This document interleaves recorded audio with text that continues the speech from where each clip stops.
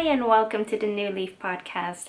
This is a podcast about crochet, knitting, natural dyeing, sometimes spinning, generally crafty things.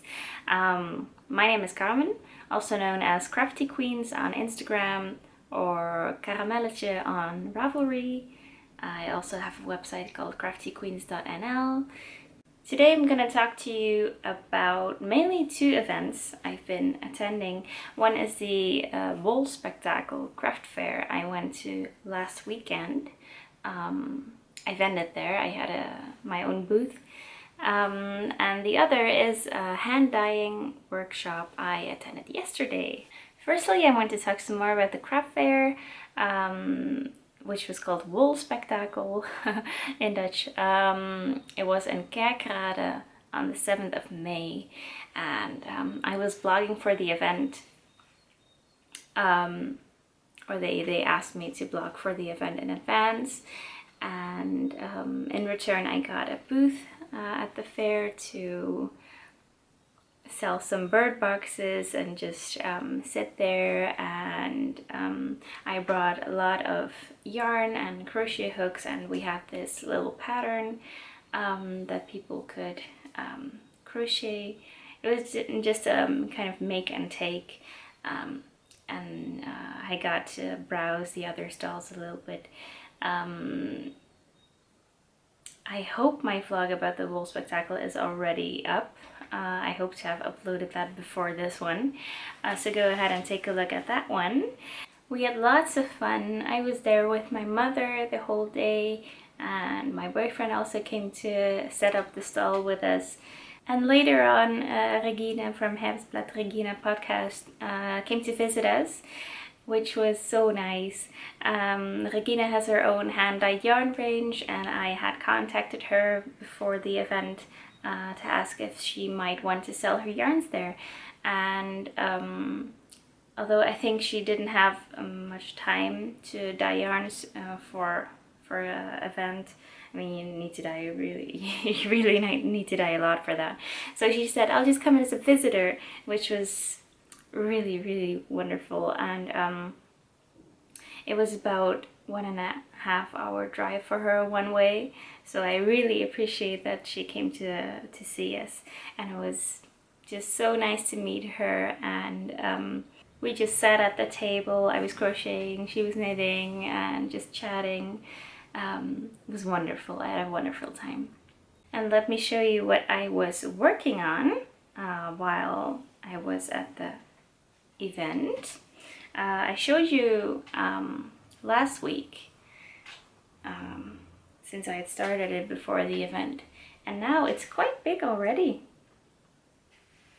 It's a blanket or kind of tablecloth. I don't know. It's more like a blanket, but I wanted to make a tablecloth for the next fair because I don't have many. Well, I brought a blanket, but the table was just huge, so I thought I should make something to cover up the table next time, or or whenever there is a next time for me to be at a craft fair. And this was the pattern we so this flower square, this one, kind of reminded people of the Call the Midwife blanket, which is very similar. It's also filet crochet motif, but it only has 4 petals, and this one has 8. And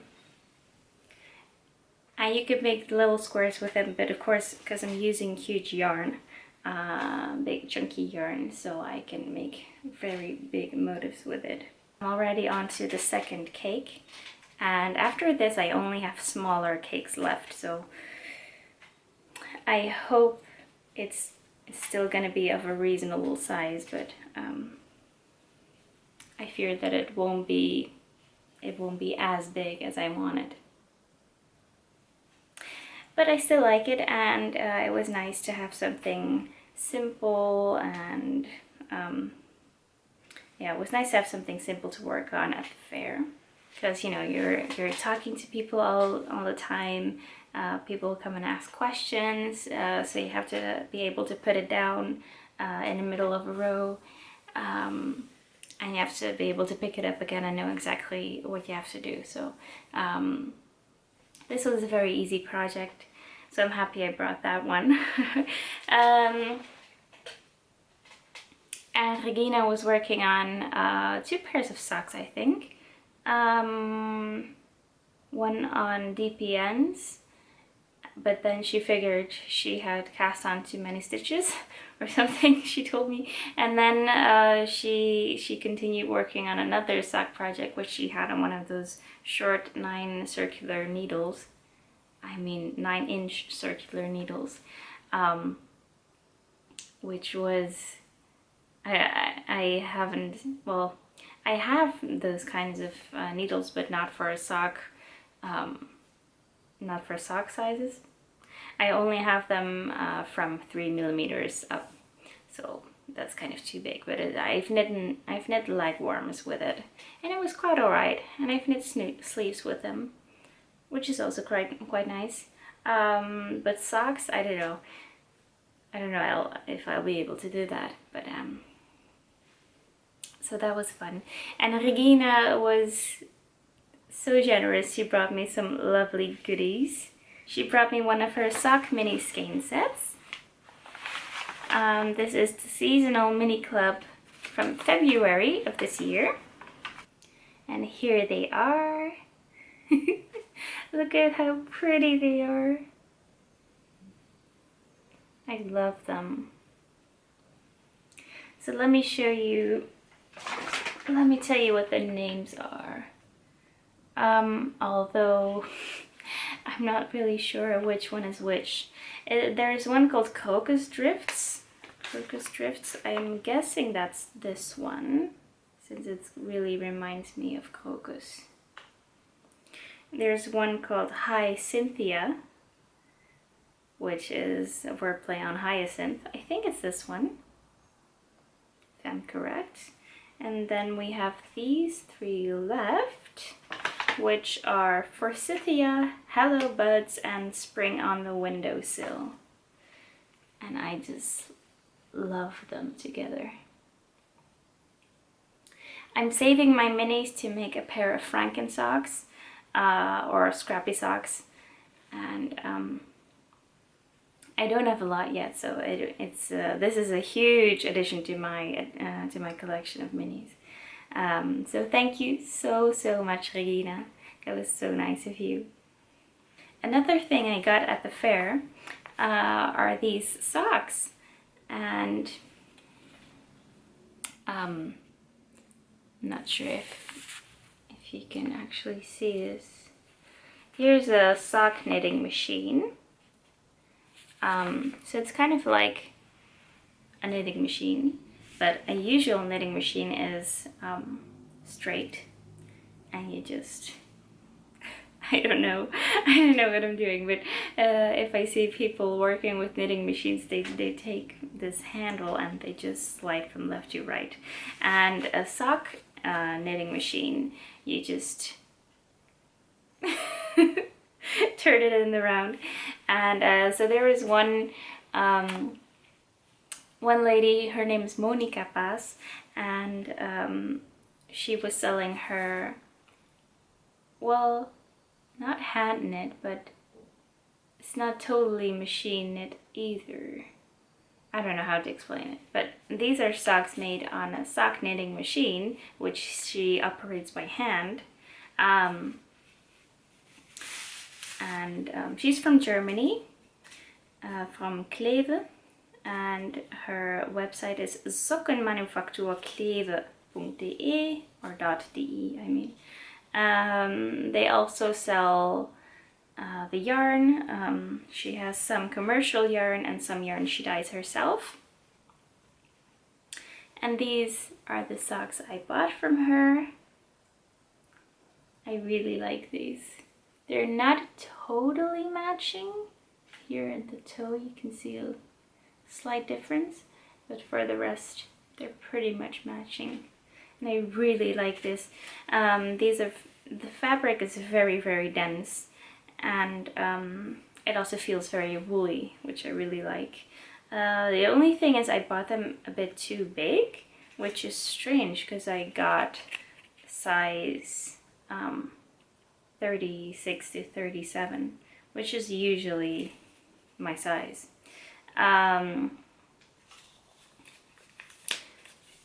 So I can wash these up to 40 degrees Celsius and they won't felt.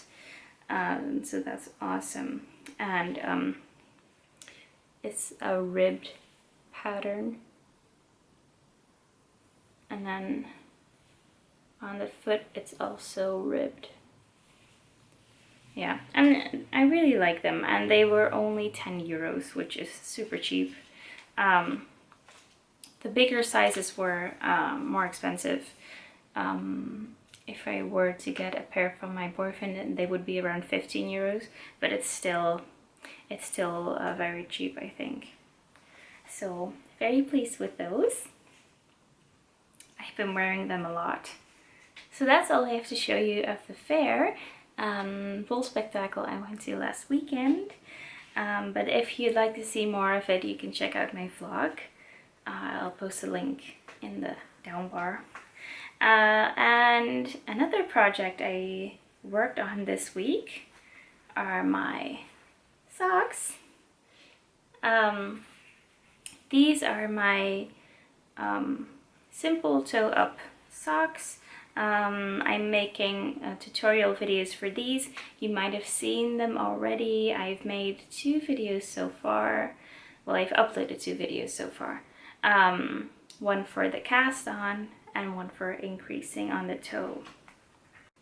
So it has knit and purl stitches. It just creates this really nice texture. And this is plain. So I'm knitting 1 on DPNs. Both of my needles are stored in my Craftfulness needle cozies. They're from Sandra's Craftfulness. Sandra also sells yarn. You might have seen them before. So I'm knitting 1 on DPNs. These are Knit Pro Royal DPNs. And now I'm kind of in the middle of the heel. I already did the tutorial video for the start of the heel, and now I need to do part 2 of the heel, so I need to film the video for that. And right now I'm in the process of getting the other sock up until the same point. I'm knitting these on my Chowgu circular needles. And I still have a bit to go for the heel. But I'm really liking these, and I hope you do too. If you like to make some, you can check out the tutorial, and I also have the first part of the pattern up on my website. I'll link them all below. And one of the viewers of the instruction videos actually had a question about if my tension is different on circular needle than on the DPNs, and I have to say that they are very similar. I can't really tell a difference, but I might be able to when I actually wear them. So I tend to maybe not have a huge difference in tension on different needles, but I do have a lot of difference in tension if I'm knitting continental style or English style. So the thrower style or the picking style. I tend to knit a lot tighter when I'm picking. Yeah. So, but I'm using the same technique on both of these, so that should be no problem. Yeah, and so today I will be finishing or knitting half of the heel of this, and I'll be filming the second part of the heel instruction videos. So it always takes a while to prepare one of those instruction videos, but I do believe that it's worth it. Lots of people have thanked me for making the tutorial videos, and I hope it will also be useful that I've made them for both DPNs and circulars, since I found them quite different to start. When I was watching videos for circulars, I did not know how to do that on my DPNs, so I just hope it will be useful for some people. So yesterday I attended a natural dyeing workshop at Textielfabriek, which means textile factory in English. It was in Rotterdam, and I had a lot of fun. It was a workshop for the entire day, actually, from 11 to 4:30. First we picked the materials we would be dyeing, and then we went to the workshop location where there were several pots boiling, or not boiling. They should not be boiling. Well, they were simmering, and we just experimented a lot, and I had a lot of fun. There were 2 batches of indigo, of which one was very fresh, new, and the other batch was had been there for a while. She had been using it for a while, so the dye was almost exhausted. So it just produced a very, very light color. And I have to say the indigo dyeing was really, it was just mind-blowing. Because you see, we also had other colors, but those had to still simmer for a bit before we could work with them. There was yellow, red and pink. The yellow was made with chamomile and reseda. The red, of which we had 3 batches, it was made with madder root, and the pink was made with cochineal, which is crushed beetles. So those had to still simmer for a bit, and so we worked on the indigo in the meantime, and it was just so fun. So you have this huge pot of almost black water, and with indigo you have to add some fructose or don't know, something else, calcium or something, so you can get the oxygen out. And that is really important with indigo. And so we would put the dye material in and just slowly dip it, and you take it out. So you take it out from the very dark blue black water, and it's green, and you squeeze out the dye. And as you squeeze out the dye, you already see the color changing, and then you put it in the water to rinse. And then in the water, you see yellow dye escape from the dye material, and you take it out and it's blue. It's mind-blowing, it's fascinating. And so we had a lot of fun with that, and we also had some cloths which you could fold and then dip it, and then you would have this awesome pattern on your cloth. I mainly had chosen mohair to dye with, so I couldn't really do any tie-dyeing with that, but I did have some cloth which I can show you.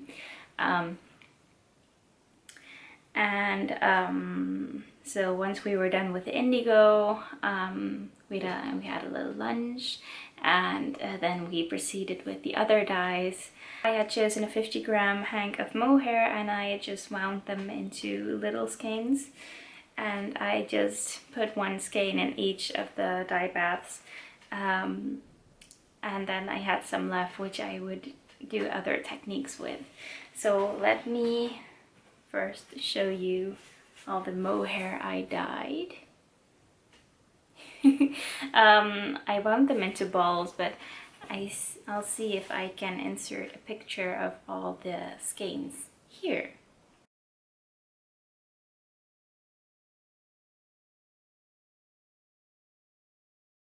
So you see I have made a huge, just a rainbow of colors, and I'm really happy with them. So let me just show you.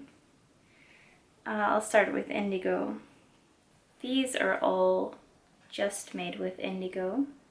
This is the one I just dyed through and through in the indigo. And this was the new dye bath. And the other one, so the old dye bath, is this color. It's kind of a very light minty green color, and it still has this bluish hue to it, but I really like this color. It's, you know, I would not say that this was indigo dyed. It's awesome. And then I had this one, which I have dip dyed. So let me see if I can show you.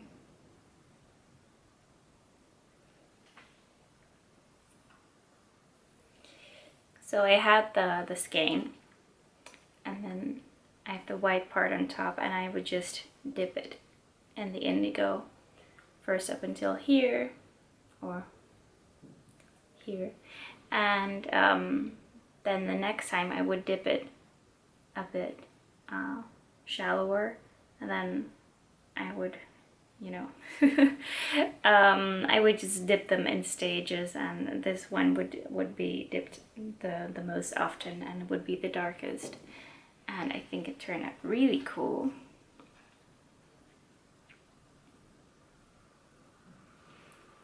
So you see it's kind of a variegated yarn. And I have another one I dyed with indigo, and this one is kind of tonal. This one I skeined the skein so that it was twisted, and then I dipped it. So in some places where it's very twisted, the dye doesn't reach all the way through, so there are some lighter spots. So this is just, it kind of has a stone washed effect, which I think is really cool. And then let me show you the ones which are done with madder.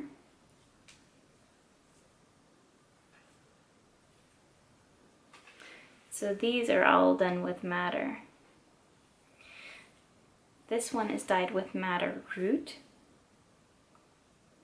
It's very light, kind of orangey brick red. These ones are dyed with crushed madder, so it's already ground. You know what I mean, it's powder. And then this, so this is the regular one, and this powder is fermented. So the dye bath was already fermented, which means it has been out in the sun or something like that.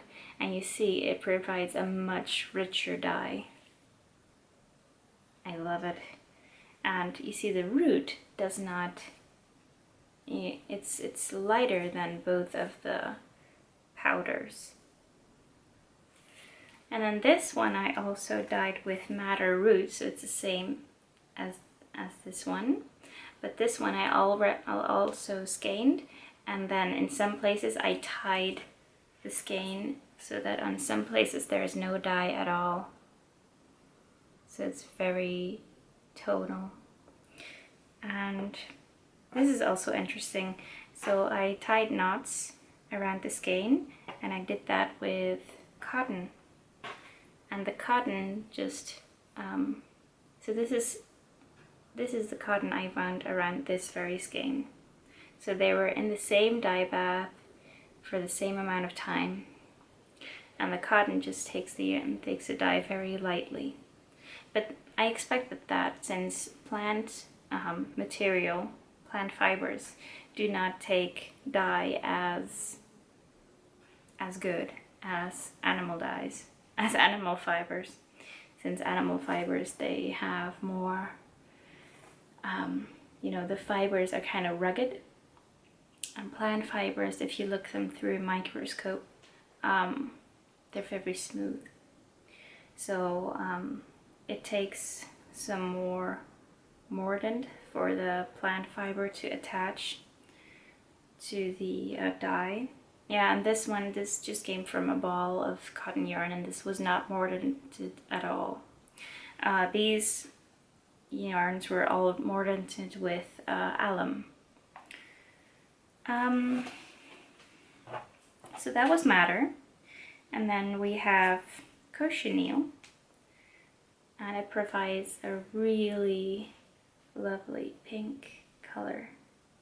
So cochineal is crushed beetles. They're cactus beetles, and they also use this dye a lot in makeup, so in lipstick, for example. Really, this is not some kind of horror story, it's real. But I wouldn't be too alarmed with it. You know, you can even, she had a whole bag of the beetles, and you can just eat them if you are so inclined. And then I had some other experiments. Oh wait, I haven't shown you the yellow one. So this yellow is very bright yellow. I love the result. This is made with the chamomile and reseda. I don't know if reseda is the correct English name. I just looked up, because in Dutch it's called reseda. And I looked up the English name, and it was called mignonette, which is a French word. But I think it's more commonly called reseda. So this is beautiful. And it smelled really good since the chamomile. Very fragrant, so that's really cool. And I dyed 2 skeins in the yellow dye bath, but one of them I dipped in indigo afterwards. So it's really cool. It's this kind of foresty green. And the indigo is, when I was rescanning this, there was a lot of dye still coming off it. I had stripes on my fingers where I was guiding the yarn. So indigo really needs a lot of water to wash out all the dye material. Which is also why the jeans industry is, they say it wastes a lot of water. It's because of the indigo dye. I had some other experiments. This is actually the same skein, but it broke. So I'll just show you this one. This was also a dip dye experiment. It looks so cool. So I had one skein left, and I just I dipped one side into cochineal, which is the pink, and I let it simmer for an hour, and then I took it out, rinsed that part, and then the other part I dipped it into the madder root, which is the peachy part. And I love it. I love how it turned out. Makes me think of candy. These are all the yarns I dyed, and I'm not really sure what I'll do with them, but I think they're really cool. I think I have this yarn that I previously dyed, but I dyed it in an iron pot, which means that the color saturation is just gone. So it was supposed to be this pink color, but because of the iron, it just takes the color out and it becomes this kind of oatmeal-y color. And I thought to, you know, knit one strand of that and then one strand of one of the mohair color yarns, and or one of the colored mohair yarns, and just switch them up and just see what I can come up with. So I might do that. I'll show you one of my previous acquisitions. This came in the fiber share package, and this one is also dyed with madder. And if you see, it's kind of the same color, so I really like that. Kind of match. But of course this was dyed in America and not here in Europe. Here you see madder root dyed. Not the only thing I dyed. I also dyed a kind of cotton, yeah, it's a cotton and silk mix shawl. I'm not sure what I should do first, if I should explain how I dyed it or how it came up. So I'll first explain how I dyed the shawl. I was gonna use two colors. I dipped it into the cochineal bath first, and on the cotton it kind of had this salmony pink, very, very light pink color, and which was beautiful. And then, how can I explain this? Okay, I think I'll take a piece of paper to explain how I rolled up the fabric. So I have this fabric and it's all light pink. Then I folded it in half. And then, so it's really long, so I got someone to help me with this. And then I fold one outwards, and then I fold the other one outwards, so that I then have this strip of cloth, so it's folded like that. Then I roll it up very tightly, so I roll it up all the way, and then I bind it very loosely with some cotton thread, so that it would not leave any undyed material or stripes. So I just kept it loosely so that it would stay together. And then I dipped it into, can't really remember, but it was either one of these. Yeah, either one of these baths. So that was a madder root bath. And then I unfold it. So if you roll it up, and you put it in the other dye bath, the second color will be on the outer side of package, and to the inside it will be less and less and less saturated. So you kind of have this long gradient effect. But because the edges, also of the inner fabric, because the edges are still exposed, the edges will also be very saturated. So you kind of have this gradient with some stripes. And I unfolded it, and the color has washed out a little bit now. That's to be expected with natural dyes. So this is the outer color. This is the madder root. And then to the inside, it just gets lighter and lighter. And you see the edge is still red. And it just becomes lighter and lighter until it is this very nice flamingo pink. But the thing is, this color was not like the color it was before. So the dye instructor told me that that the pH of the second dye bath may be different than the pH from the first dye bath, so that's why the color from the first dye bath has changed altogether. So I think that's really cool. This was, nobody else got this color, and I think it was just so surprising and fascinating. So even though it can be explained by science and chemistry, it still is very surprising, even to the instructor. And you see there are some stripes.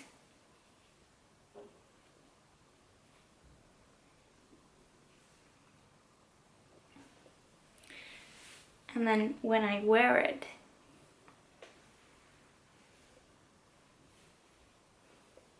you see that they are different, that it is a gradient.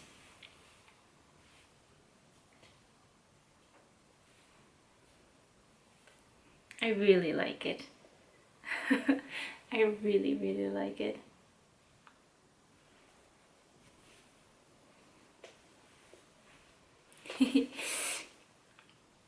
So that's my finish object for this week. No, I won't actually call it a finished object, but I'm really happy with this, and I will be doing more natural dyeing in the future. Last year I was very into avocado dyes, and I have built up quite a new stash of avocado pits and skins.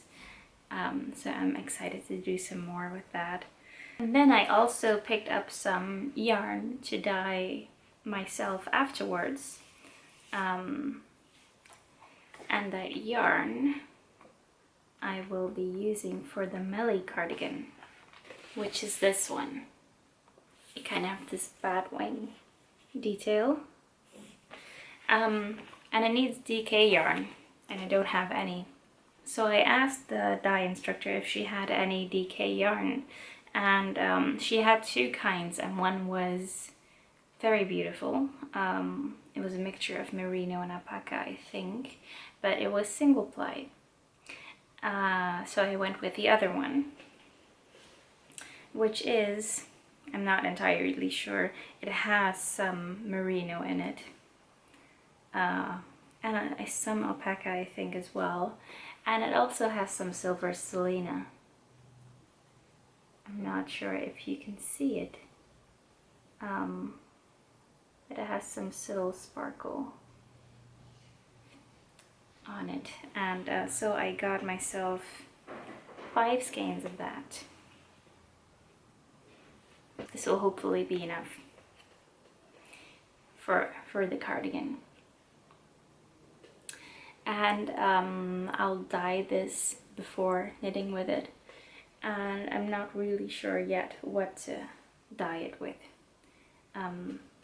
I will not dye these naturally, simply because natural dyeing is